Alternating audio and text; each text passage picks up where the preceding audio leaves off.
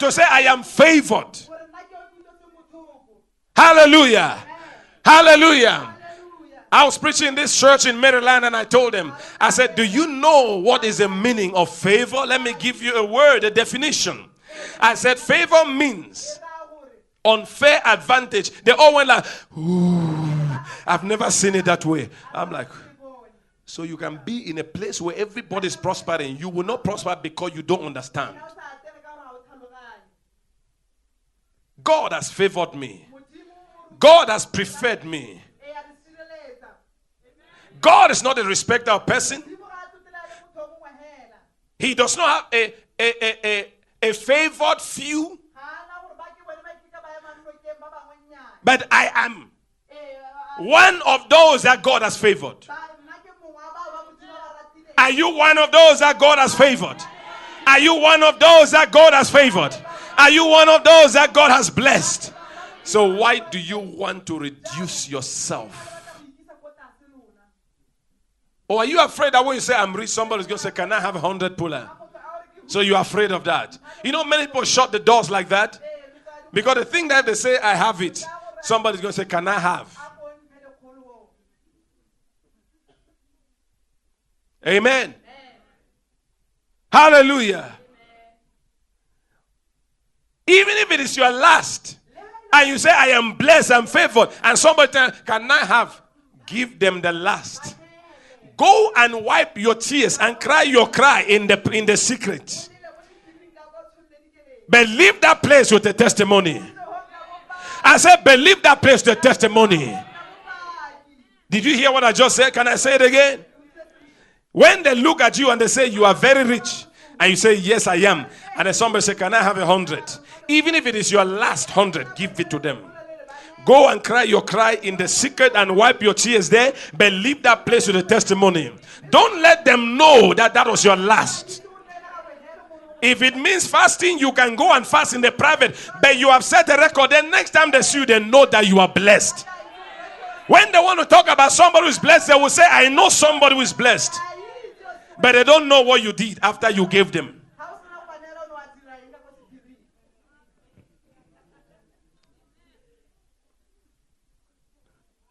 Hallelujah. Hallelujah. Hallelujah. So your confession and your prayer must always go together. You don't pray faith and you speak unbelief and doubt. Many people pray, oh Father, in Jesus' name, bless me. I need financial breakthrough in my life. Soon after that prayer, somebody meets and says, how are you doing today financially? He said, things are not good at all. You have just canceled. You see, you are not on God's side. Do your best. Determine always to be on the side of God. No matter how situations may seem. Do your best to line up yourself with the word of God. Hallelujah. Hallelujah. You don't pray faith and speak unbelief. That's why verse 23 comes there before verse 24. What you say, and then verse 24 when you pray. So what you are going to pray today, asking from God or believing, when you leave this place, from tomorrow till Sunday next week, you must confess what you have prayed. Don't speak things that are opposite.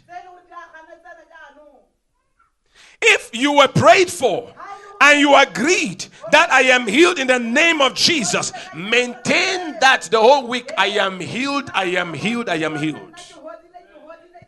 Because remember, we just saw that Jesus said you will have what you say.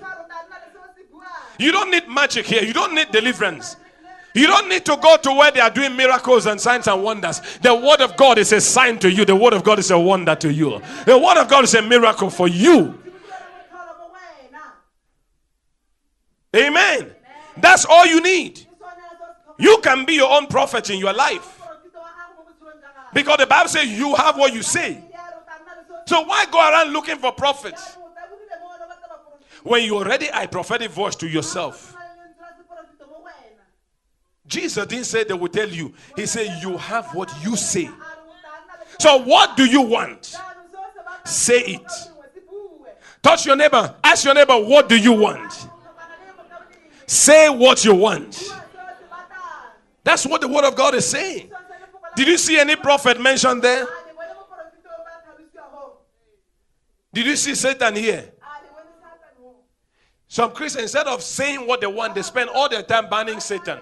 You waste your energy. Every time when they start praying, they must bind Satan for at least 1 hour before, and then they pray prayer for 3 minutes. Imagine how much you can accomplish in the realm of the spirit if you reversed it the other way and spend all of the time lining up yourself with the word of God. How much breakthroughs and victory you're going to have. And you have wasted all that time chasing a Satan who was already chased.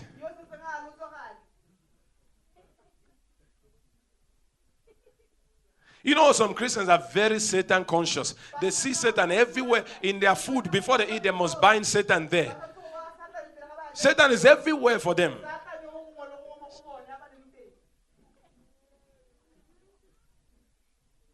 Instead of saying what you want. That's why some Christians like to go to where they are casting Satan. Then they feel like God is there.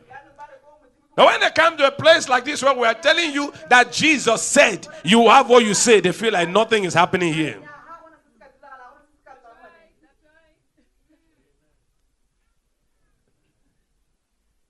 Hallelujah.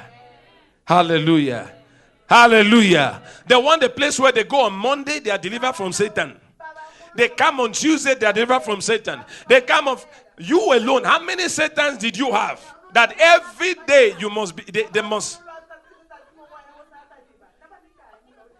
No, I mean, the Bible says upon Mount Zion there shall be deliverance. When there's deliverance, there will be holiness. And then the house of Jacob shall go on to possess their possession. You are not going on to possess your possession. You are being cast, or Satan is being cast out of your life every day. How? It means you are not saved. Because if Satan must come out of you every service, it means you are not saved yet. It's true. Hallelujah. So as much as possible, stay on God's side. Stay in the word of God. When that pain comes, Father, in the name of Jesus, I curse this pain in the name of Jesus.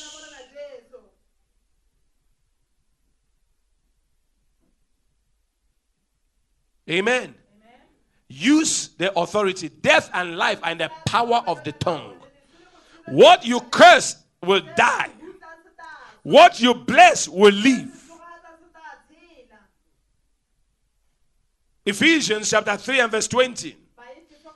Now unto him that is able to do exceedingly abundantly above all that we ask or think. Watch the next part. According to the power that worketh in us. According to which power? According to which power? Somebody say power. Now where is the power? The Bible said the power is in you. Now unto him that will do exceedingly abundantly above all that you can think or imagine, because the power is in you. Stop going around looking for power all over the place. Hey, there's going to be 7 days of power out there in the stadium. The Bible said the power is in you.